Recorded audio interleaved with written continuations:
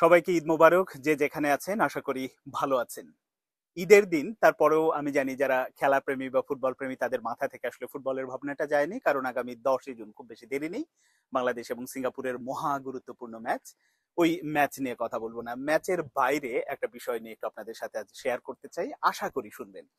সেটা হচ্ছে যে, মোটা দাগে যদি বলি, লড়াইটা হবে বাংলাদেশ এবং সিঙ্গাপুরের। তো আর যদি আরেকটু ছোট করে বলি, লড়াইটা হবে বাংলাদেশের ডিফেন্স লাইন আর সিঙ্গাপুরের ফরওয়ার্ড লাইনের মধ্যে।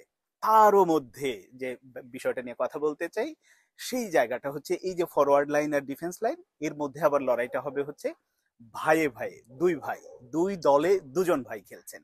বাংলাদেশ দলে এর মধ্যে আমরা ভুটানের বিপক্ষে প্রস্তুতি ম্যাচে দেখেছি যে সাদুদ্দিন এবং তাজউদ্দিন দুজনই ডিফেন্ডার।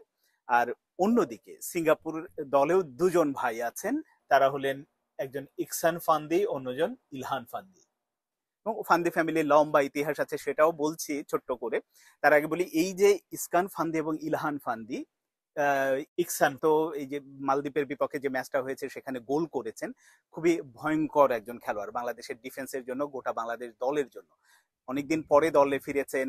তাদের যে মূল স্কোরার শাওয়াল আনোয়ার, তিনি ইঞ্জুরির কারণে এবার এই স্কোয়াডে নেই, কিন্তু তার পরিবর্তে স্তোমো ওগুরা যাকে নিয়েছেন, ইনিও হচ্ছে গোল মেশিনই বলা যায়। এখন পর্যন্ত 39 ম্যাচ খেলেছেন, 20টি গোল করেছেন, 20 বা 21টা গোল করেছেন। তো এতেই বোঝা যায় তিনি কতটা গোলের জন্য ক্ষুধার্ত এবং ভালো খেলেন।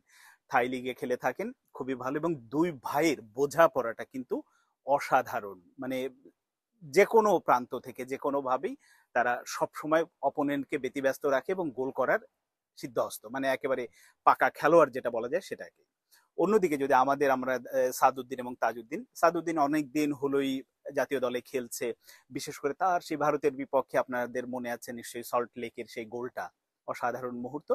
কিন্তু সেই গোল মাঝে অবশ্য না পেলেও, মানে ওরকম কোনো গোল না পেলেও, এখন কিন্তু সাদউদ্দিন হচ্ছে ডিফেন্ডার হিসেবে দলের রক্ষণটা সামলাচ্ছেন এক পাশে, আরেক পাশে আছেন তারই ভাই, ছোট ভাই তাজউদ্দিন। তাজউদ্দিন ভালো খেলেছে ভুটানের বিপক্ষে, এক্সপিরিয়েন্স না, তার এই ম্যাচে ডেবু হয়েছে।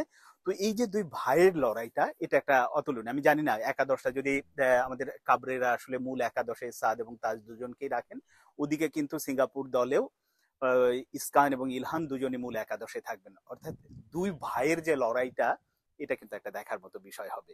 আর এই যে শুরুতে আমি বললাম যে ফান্দি পরিবার হচ্ছে ইন্দোনেশিয়া, সিঙ্গাপুরের ফুটবলে অনেক একজন, কি বলবো, অনেক হিস্টোরিক্যাল একটা ব্যাপার আছে।